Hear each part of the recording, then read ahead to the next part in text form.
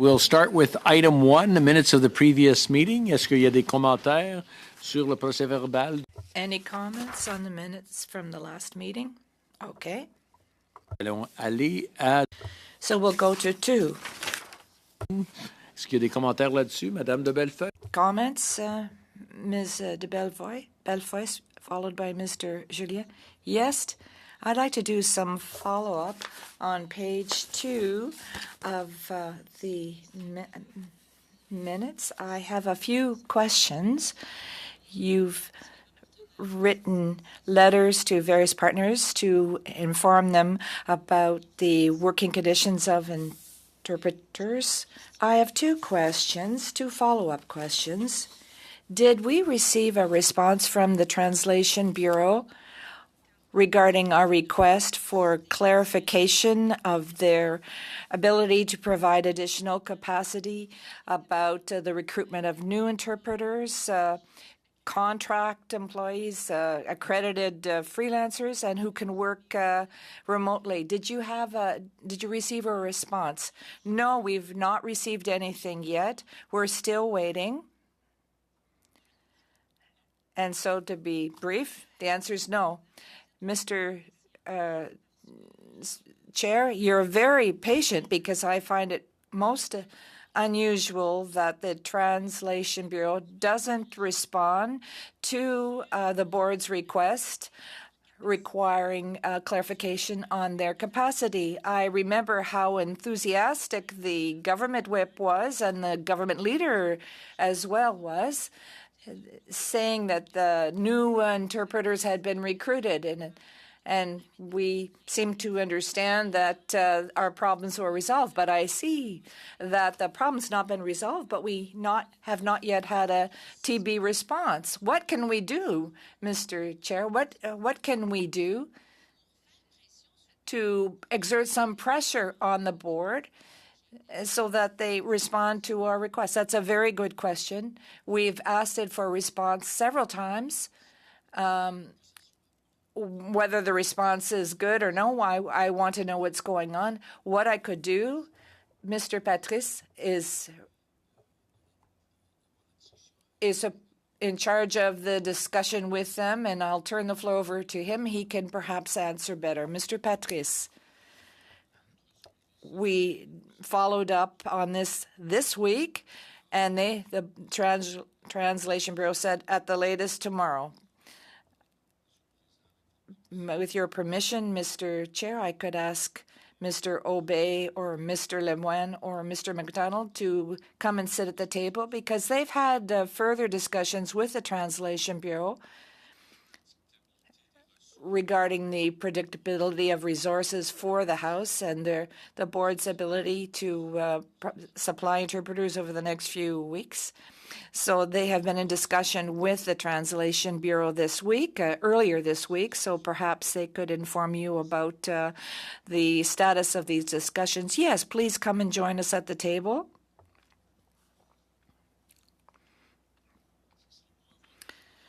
It'd be good to get any kind of answer to understand what's going on. Perhaps we could begin with Mr. McDonald. The floor is yours. Good morning. To answer your question, you do have a letter in your manual further to Tuesday's discussions with our partners in the interpretation services. We confirmed that the current resources are unchanged to you. At the last meeting, you asked about how they would cope with meetings going to midnight. They confirmed that their resources have not changed for the time being. They are in the process of conducting accreditation exams for new interpreters. They're currently hiring other freelancers as well, but this has not yet been completed as we speak, so we're waiting for further information. But meanwhile, until we've established, well, we are in the process of establishing a new process, and we're hoping that by noon on Friday, we'll have a forecast for the next week. We'll know what resources we'll have for next week. We will analyze this on a daily basis with all of our partners. There may be some changes between Friday and next week, but we'd like to be able to share information with you on Friday so that the parties can make a decision with respect to resources and the availability of resources as much in advance as possible. So the 12 new interpreters that were announced, they even had talked about 30 at one point.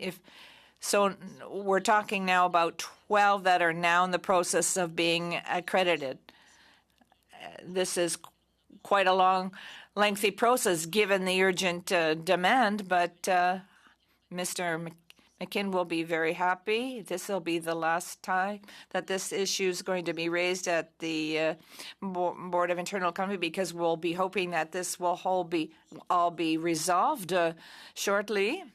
My final question, Mr. Chair, you no doubt know that the block member got on an acoustic shock at a committed meeting. The person was in the room.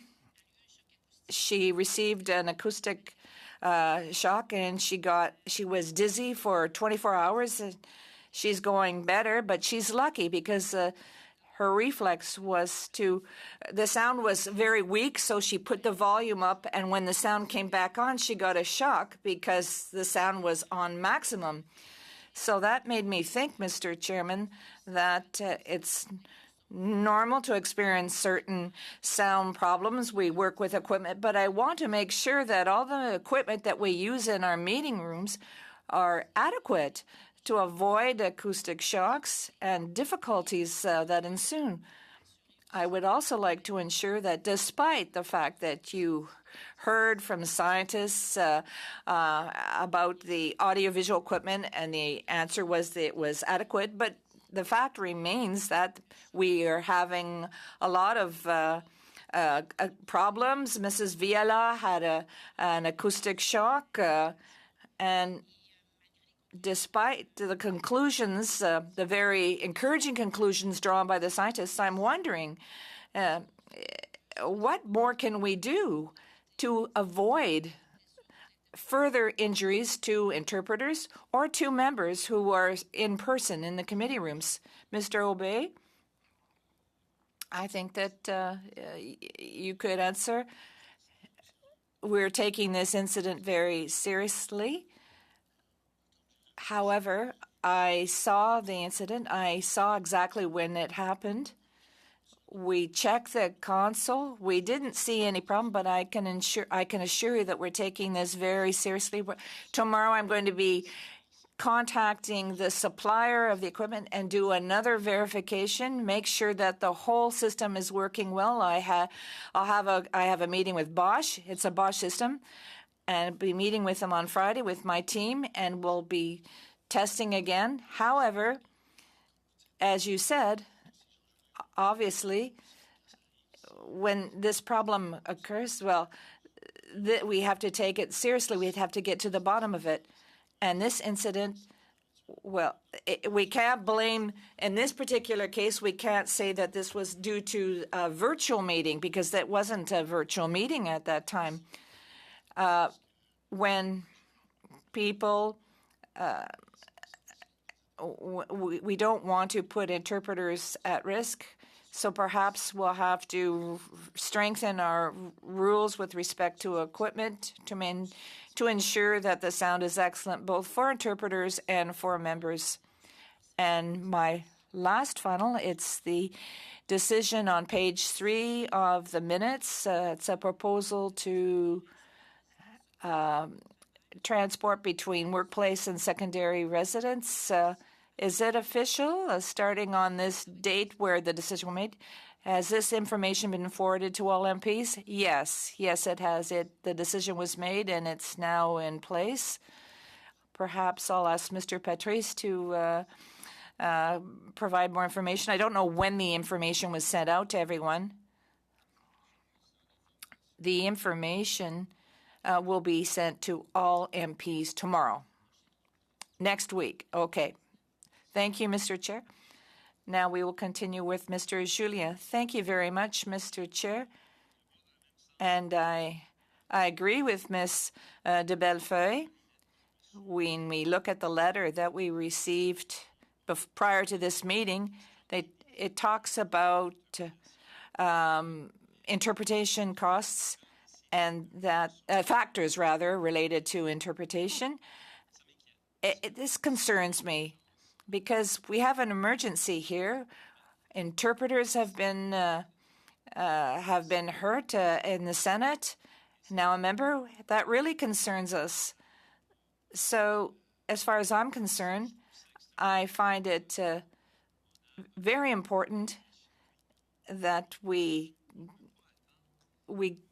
can't wait for a new year to get news to do a follow-up. And I just want to make sure that this is something that can be done. So it's a question that I would put to Mr. MacDonald. Thank you, Mr. Chair. Thank you. Yes. We will be providing information once we get it, and we will follow up with our partners on a on a daily basis. So when we get the information, we will share it with internal economy. Some of these tasks, according to the information that was shared by the Translation Bureau, some of the tasks cannot be completed before the House adjourns. And here I refer to the accreditation of new interpreters. The exam, according to the information that was shared with us, the exam took place a few weeks ago, but it's the same interpreters who are working at the committee rooms and in the House who are going to be correcting the exams, and they're not available until the House adjourns to look at the exams. Okay, just to follow up on that, thank you for your answer. So that means these new interpreters have already sat their exam? Yes, according to the information shared with us, yes. The exam has taken place, but the correction of the exams, I don't know how it works.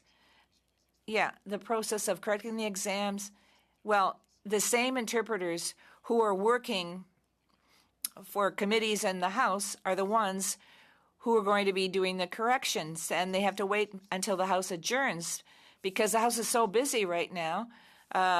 So it's, wow, because we have an urgent matter here. We all agree on that. So the people who have already gone through the exams, well, the exams are sitting on a shelf somewhere waiting for the interpreters who are now overworked. They can't correct the exams until the end of the session. There's a problem with that. Because if they're successful, they'll be able to work right away.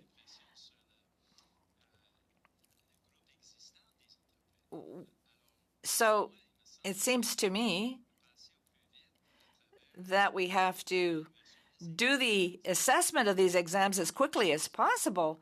What can we do to ensure that these exams are corrected this week rather than in a few weeks' time? Thank you, Mr. Chair. We can share this information. It's a process that is under the purview of the Translation Bureau. They're the ones that are best able to answer these questions. But according to the information that we've received, it's their process. And that's why we're sharing this with you today. I think the other thing that we have to underscore is that we're just talking about accreditation here. It doesn't mean that all these individuals, I don't know how they'll be hired. I don't know if we have to wait for job offers to be made. Are the people going to accept? There's a whole process that needs to be followed once they've gone through the exam process. I understand, if I may, Mr. Patrice.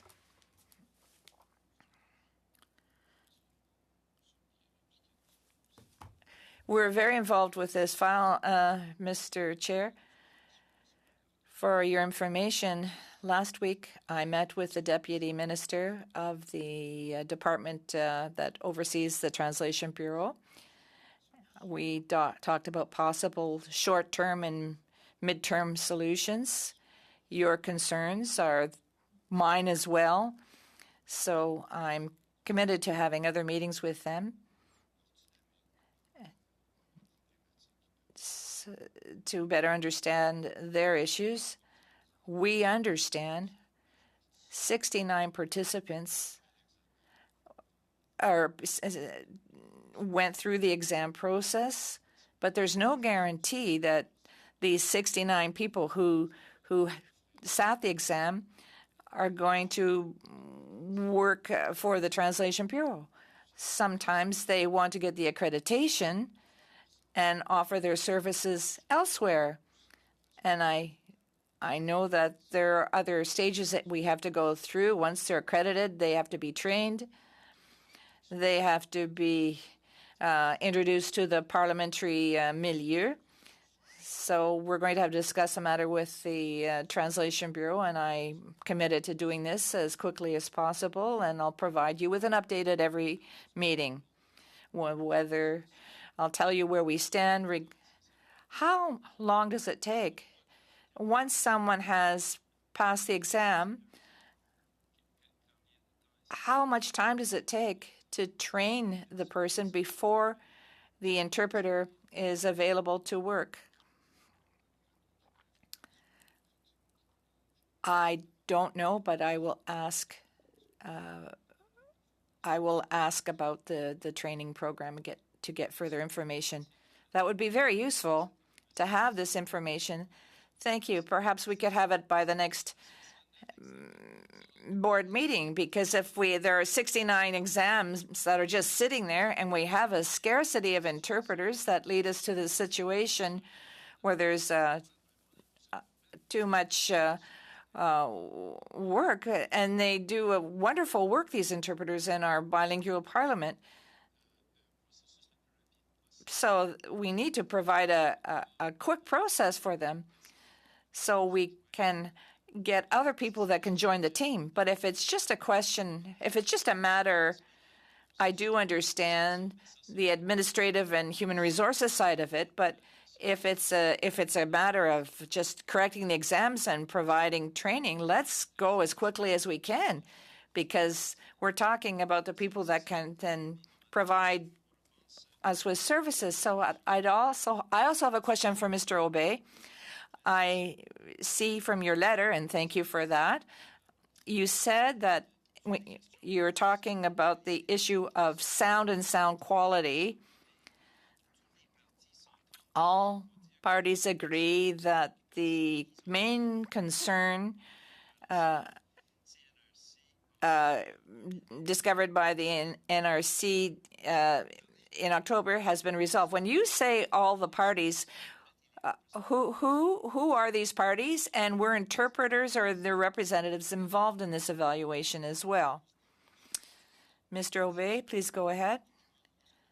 When we did the tests back in October, as we mentioned during the next meeting, we invited the Translation Bureau because they're the ones that hired the NRC to do the tests. And when I talk about management, well, we were there too.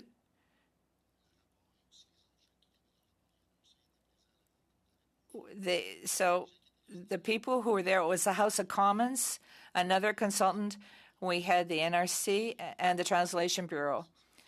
and some of the people who were there were also interpreters. So they saw the tests that were being conducted. But the union reps of the interpreters, were they included? No, we didn't involve the union because this is an issue between us and the Translation Bureau. We wanted to ensure that the Translation Bureau could comment on the results. And just one final comment, Mr. Chair.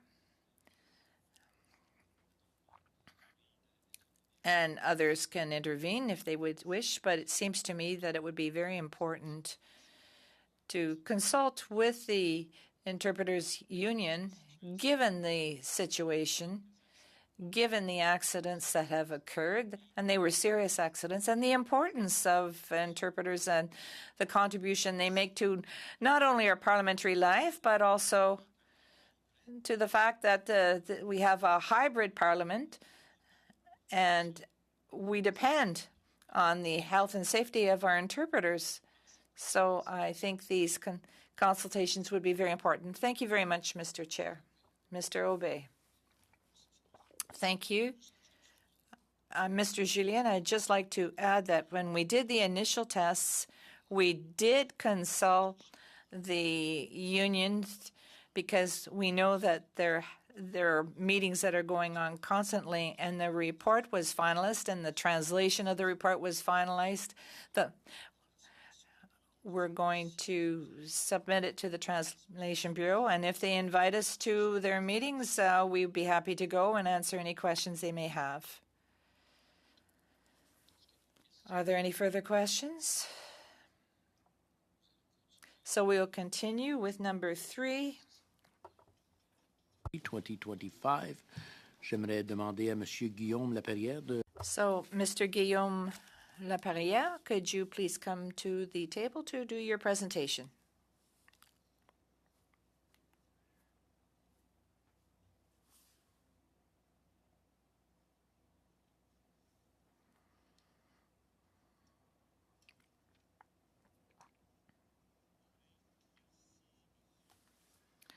Thank you, Mr. Chair. I'm here today to get the board's approval for the Accessibility Plan 2023-2025, which will be published no later than December 31st, 2022, in accordance with the Accessible Canada regulations. I'm here to request permanent funding for an accessibility secretary to oversee the implementation of the plan and ensure compliance with the Accessible Canada Act. And I'm asking for temporary funding for full-time resources to complete the initiatives.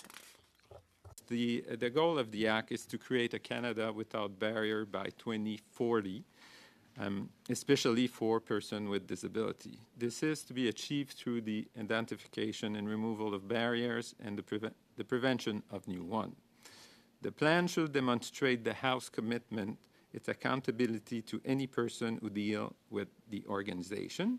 A feedback process should be set up to receive and respond to comment, and yearly progress report will need to be prepared and published. The Act established Accessibility Standard Canada to develop national accessibility standard. Accessibility Standard Canada has established several committees that are developing standards to remove barriers in several different priority areas. A commissioner of accessibility was also appointed last spring and is responsible for the compliance and enforcement of the Act and the regulation, notably through the conduct of investigation and the issuance of order. Le principe du rien sans nous, qui est central dans tout le travail. The principle of including everyone ensures that anyone with a disability will have an opportunity to contribute to these accessibility plans. So we consulted with the MPs, their staff, administration, employees, parliamentary and partners, persons with disabilities, and stakeholder groups. An anonymous survey was conducted in last spring, and 240 answers were received. We also organized 14 small workshops for disabled people to identify barriers that they face in their daily work life. We also provided this workshop to 5 other groups representing individuals living with a disability. Contain over 60 initiatives to be implemented in the next 3 years. Initiative addressing barrier identified during the consultation and covering the requires area described in the Act with a focus on culture change and training. The initiative include new offering of accessibility training for member, their staff, and house employees on general awareness, training for manager and supervisor, and accessible customer service for member staff. Also, communication awareness strategy and campaign, key employment policy and process review, new advice services to member on HR processes, office environment, web and non-web products. We have also more than 20 initiatives to improve the built environment, from emergency procedures to washroom accessibility, with a commitment to ensure that accessibility will continue to be a priority in the rehabilitation of Center Block. Le plan inclut également, à titre d'exemple, l'évaluation. The plan also includes captioning for parliamentary visitors, research and tests of various remote technologies, resources to provide sign language interpreters, various initiatives to promote the use of clear, simple language, improvement of support for witnesses and launching of a multidisciplinary contact service for MPs and their staff. Sourcing needs. To oversee the implementation of the plan and ensure compliance with the Act and regulation, it is proposed that a permanent accessibility secretariat be established with an annual operation budget of $50,000 and staff with 2 positions. We're also asking for temporary funding for the fiscal years 2023-2024. It is proposed there to that 4 temporary full-time equivalent be approved to complete the list of initiatives identified in the first year of the plan and to beginning implementing the initiative to be completed in the 2nd and 3rd year. Ceci conclut ma présentation d'aujourd'hui. Je vous remercie pour votre temps et votre attention. That concludes my presentation today. I thank you for your attention. I'd be happy to answer any questions. We'll begin with Mr. Julian, followed by Mr. McKinnon, and then Mr. Scheer. Thank you very much. Mr. Lapierre. Je vais poser 2 questions. I have 2 questions. I see that certain organizations were consulted, but I don't see the Paraplegic Association there. Or is this an exhaustive list, or were there any other consultations that were carried out with organizations that are not on the list? I think that would be interesting to know. A much more lengthy one, and it is in terms of what we will eventually see at the Centre Block. And first off, having worked with members of Parliament who have been disabled, the obstacles for them to actually move around the precinct and move into the House have been, I think, clear to all of us. So I'm looking at the end goal when Centre Block renovation is complete. What will that mean for a member of Parliament who is in a wheelchair? What will that mean for a member of Parliament who is blind or visually impaired in terms of changes? And what would that mean for a member of Parliament who is deaf?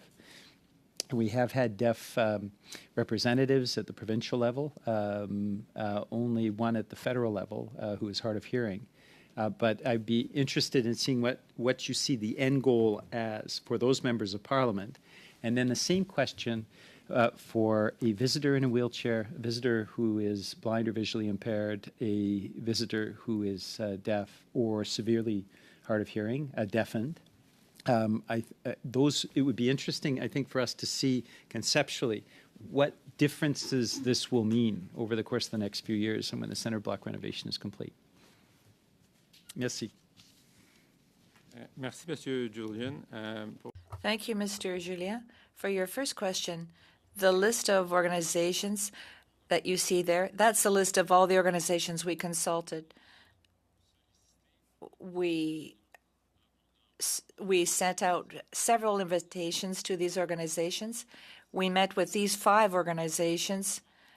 The consultation work is ongoing, and we want to establish ties with these organizations.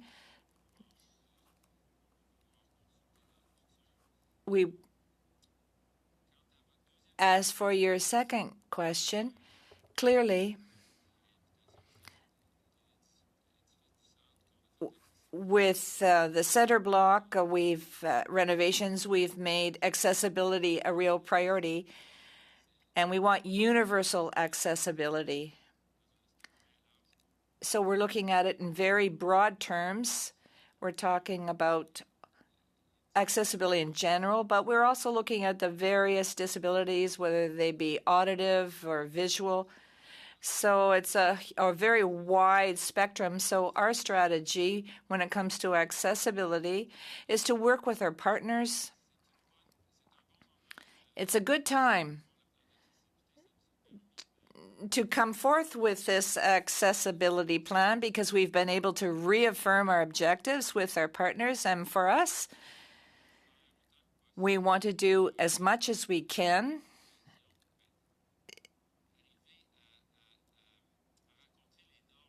We want to meet and surpass the standards. So our objective goes beyond a simple, checking off for the standard. We want universal accessibility. In concrete terms, what we've provided for, well, we're thinking about this right now, and I will let you know what it's going to look like further down the road. An additional question. Just to understand it exactly in terms of somebody whose mobility is reduced, they're in a wheelchair, is the goal to ensure that that visitor or that member of parliament can, under their own impetus, make their way into the House, make their way into the visitor centre, that there isn't the variety. I worked for many years with people with disabilities, and before I was elected to Parliament, I was heading up both the Disability Employment Network in British Columbia, but also the Western Institute for the Deaf and Hard of Hearing. Often you will see partialized accessibility. So it is a wheelchair ramp that ends one stair before the end. And so the person who is mobility impaired can't actually get into that building because of that one step. So is the ultimate goal to ensure full mobility? The person, if they have a chair that's electric, they can move in. If they're in a manual chair but have the ability to move themselves, that they will be able to get in both into the House and into the visitor center. For people who are blind, visually impaired, that there is at all stages guides that allow them to do the same thing, whether they're an MP or a visitor. And for people who are deaf or deafened, that they are able to follow the work in the House either as an MP or as a visitor because of the sign language interpretation that is available to them or written captioning. Yes, it's the goal for the building to be fully accessible for visitor and MPs. We are committed to that and to make those projects fully accessible in terms of universal accessibility. Merci. To Mr. McKinnon, followed by Mr. Scheer, and then Ms. Finley. Mr. McKinnon. Bien, merci, Monsieur le Président. Merci, Monsieur Thank you, Mr. Chair and Mr. Laperrière. And I commend you on the work that you've done. And I agree with the objectives of the plan, as does Mr. Julien. But I do have questions about your consultations. In accordance with that principle, nothing without us. And thank you for the work you do. And I'm sure that most of the MPs here understand that this is an evolving plan when it comes to the center block renovations. I was struck by the depth and the amount of thought that has gone into this.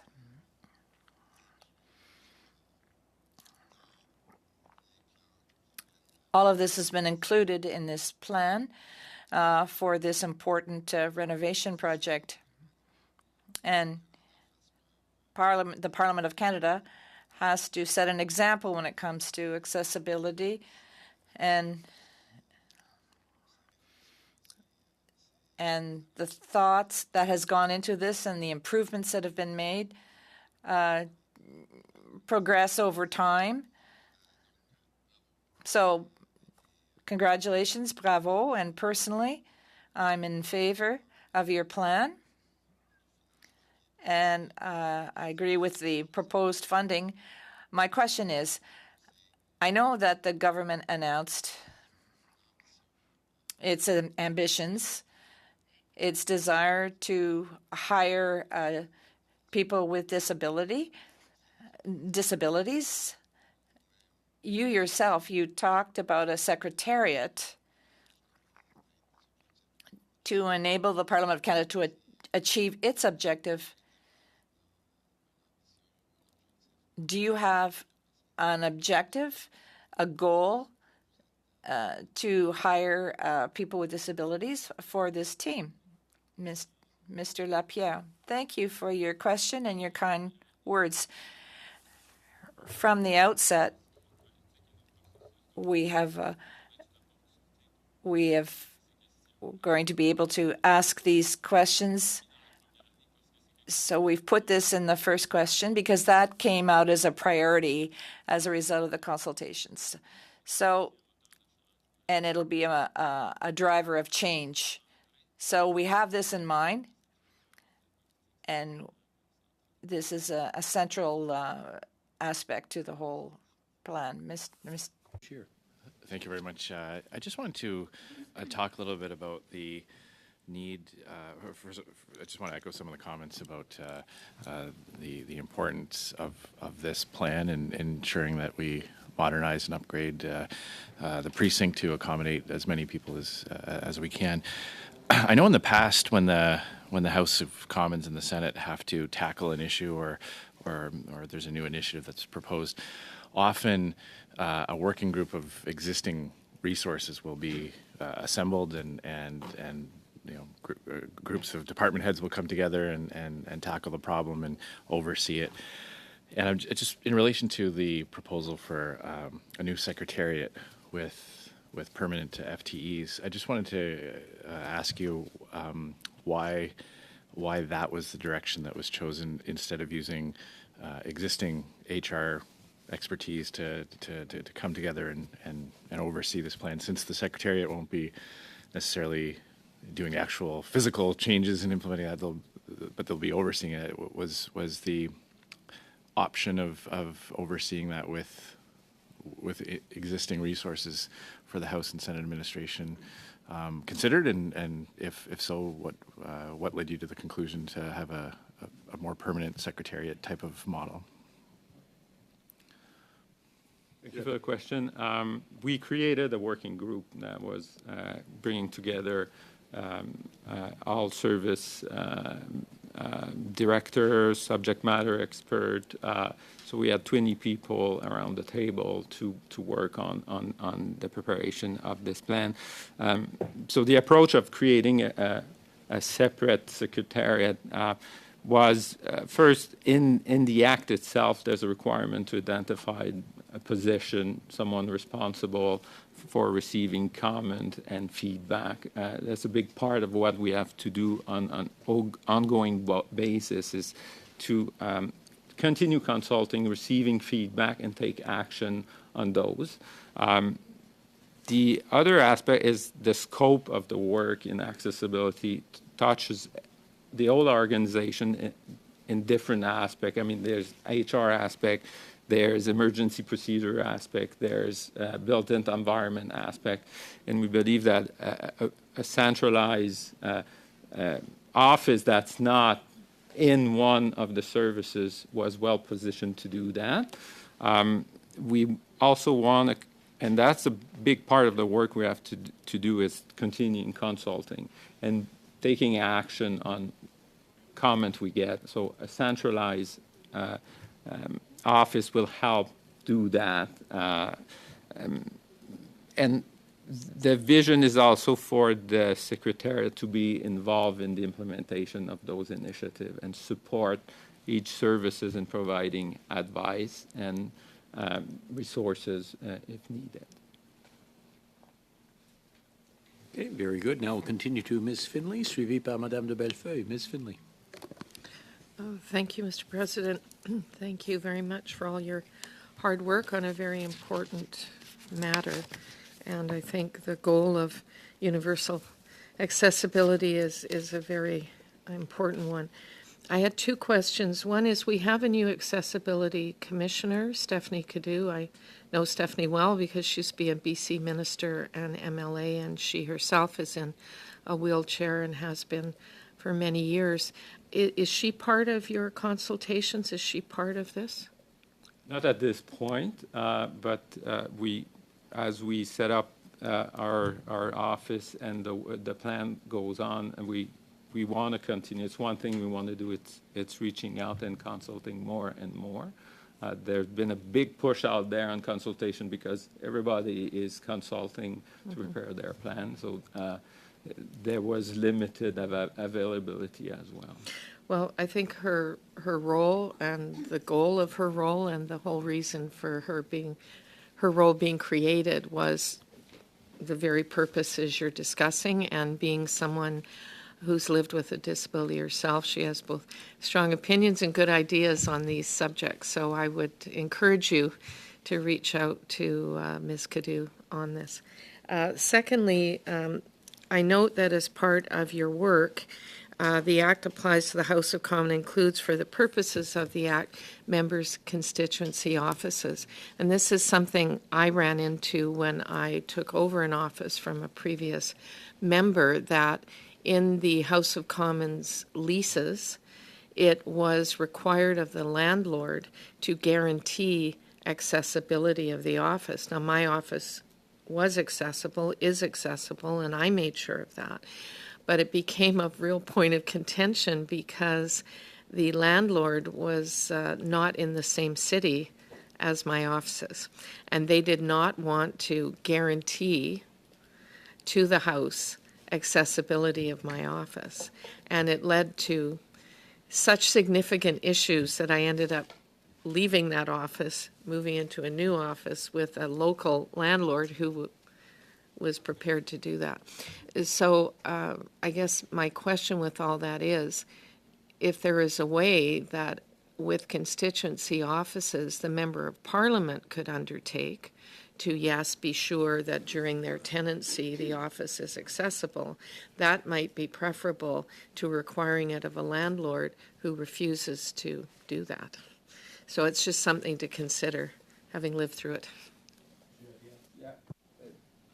Comment, and those issues are often, we can support, it's a case-by-case often discussion with landlord, but member can use their budget to make improvement depending on the negotiation with the landlord. But we've done that in the past, and just recently had a question on that, and we're supporting a member who wants to add an access from the parking that's not accessible. Yes, but that wasn't my issue. My office was accessible, and that was not the problem. The problem was the guarantee required of a landlord who did not want to accept that guarantee. I believe Monsieur Bédard might be able to answer that. He's our legal advisor. Yeah. As part of the mandatory clauses that the boy has put in place for members, there's also an exception process where the law clerk and the chief financial officer can provide exceptions to the inclusion of the mandatory clauses. And in the past, the precedents that where exceptions were granted were when the office was not accessible for a temporary duration, so that the necessary renovation could be undertaken, and also in other type of exception were when the office were accessible, but the landlords, for whatever reason, did not want to include the clauses. So in those cases, we had a discussion with the members to ensure that the office was accessible, and when we were satisfied that the office was accessible, there was an exception granted so that the member could stay in the premises that were accessible. Yes, that didn't happen in my case, but in any event, that's good. Great. Very good. Maintenant, nous allons continuer avec Madame de Bellefeuille. Ms. de Bellefeuille, thank you, Mr. Chair. I too would like to congratulate you on the work that you've done and on the plan. Mr. Lapierre, it's no secret. You consulted me because I was in a wheelchair and used crutches for some time at the House of Commons, and we were able to identify some significant obstacles. And so when you are in a wheelchair at the House of Commons, you have to really have a lot of strength because the carpet acts like a brake. So thank you for having listened to me and enabling us to identify some architectural barriers. It's always easier to foresee a problem than try and resolve it with what you have. And we want to ensure that the space is accessible to everyone. So thank you. It's very important.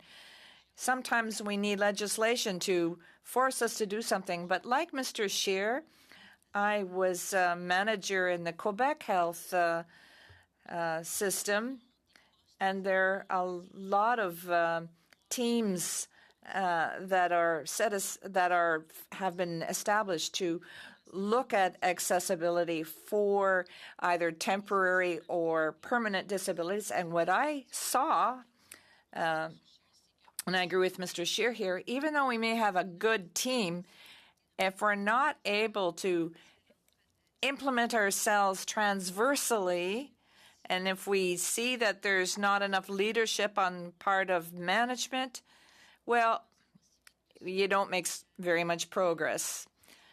And given the speed with which we work, often teams have to work under pressure, and these initiatives are sometimes set aside, and yet they're very important. I agree with your proposal of creating a separate office with your own office and staff, but you'll have to be able to ensure that your leadership is shown in various throughout the office. How do you have a game plan? Are you going to be meeting with various managers? Have you come up with any performance indicators? Will there be any objectives that have to be met? Is there going to be? We have to ensure that people are accountable and that they meet these objectives. If you don't do this, I'm afraid that your initiative will not have the success you're hoping it will have. So do you have a game plan to convince your colleagues to go beyond the objectives, in fact, that are set forth? That's a very good question. Thank you for your question. In simple terms, the preparation of the plan was a first step in mobilizing everyone. We had a group of 22 people. We asked all of the services to do a complete inventory of their programs, of their practices with respect to accessibility. Every department had to prepare an inventory, and I can tell you that this proved to be a very powerful mobilizing tool The services took this exercise very seriously. We received inventories from that varied according to the type of operation involved, but we had a very good discussion in the services. As far as performance indicators are concerned, well, as I said, we have to deliver. We've made a commitment to deliver 13 of these initiatives the first year, 30 the next, and 15 or so in the following year. My role is to work with these services to ensure that we're on the right path, and the role of the Secretariat is to ensure that everything is done in consultation with people with disabilities. So we're going to work with the various departments in preparing plans, and we're going to consult. Are we headed down the right path? We want to ensure that we will be able to implement sound initiatives. The other thing is we will be constantly consulting with people, and we will set up some channels that will allow people to communicate with us on our website. We have an anonymous chat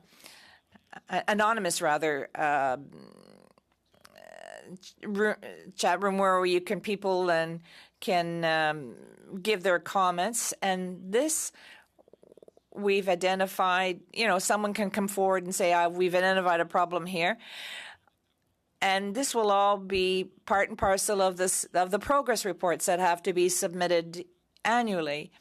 So this is all control that's an accountability that we're going to be asking for. And the Act, to some extent, gives us some teeth when it comes to these reports.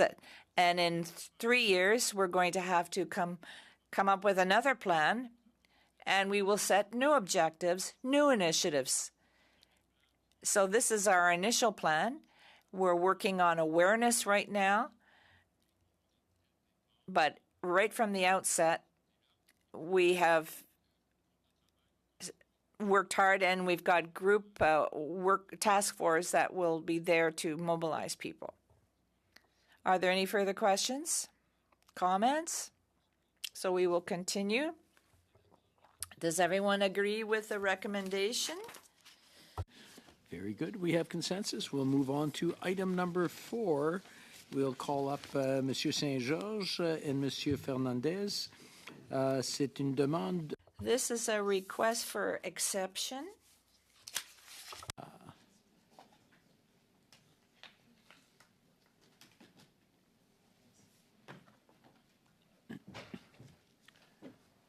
Monsieur Saint-Georges, je vous laisse la parole.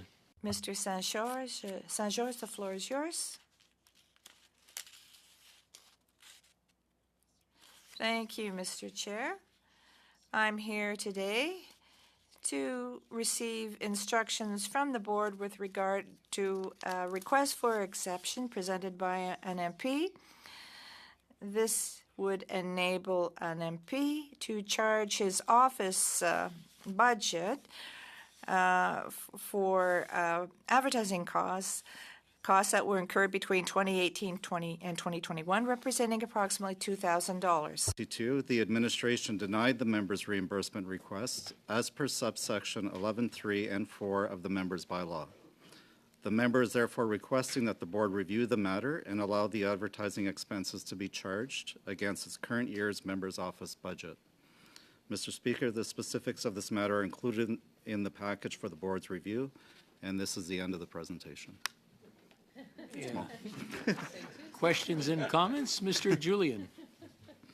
Thank you very much, Mr. Speaker, and I thank Mr. Saint-Georges and Mr. Fernandez and the House administration for acting properly. I mean, this is cases that we've had occasionally over the years where the MP has acted in good faith, but there's been employee error. In this case, a small business that didn't follow up. It seems to me that the thing to highlight, of course, is the House administration and finance following up, reviewing the advertisements, confirming they're compliant with the board's advertising policies, confirming that the outstanding advertising expenses could be absorbed into the MOB, and saying that if it's approved, the charge will be applied against the member's current year's MOB. It seems to me I support applying the charge for this year's MOB. It does, of course, reduce the MOB. It reduces the advertising budget for the member. It's a bit embarrassing for them to go through the process. They acted in good faith. It was an employee error. And I recall times in the past when we've approved similar proposals or similar requests. So I would certainly support the idea that the member be able to charge this, or finance be able to charge the member's current year MOB to resolve this, and the small businesses be paid. Are there questions or comments? So I'm looking, Madame de Bellefeuille. Monsieur le Président, je suis d'accord. I agree with the board's proposal. I'd like to specify or point out to Mr. Julien, even if it's an employee error, we are accountable for that. Yes, mistakes are made, but we can't say that we're not responsible for mistakes made by our employees. So I just wanted to point that out, and I want it to be clear with the board. Yes, our employees do make mistakes, but we're responsible for the employees. But yes, I do agree with the board's proposal. Any further comments? So can I take it? Can I assume that this will be applicable to this year? And we'll proceed from there. We're accepting, we're approving it. Very good. Now what we'll do is we'll go in camera, and we'll take about, we'll come back at 5 minutes after 12. So that'll give us enough time to move in camera. Nous retournons dans 5 minutes. Merci. We'll come back in 5 minutes.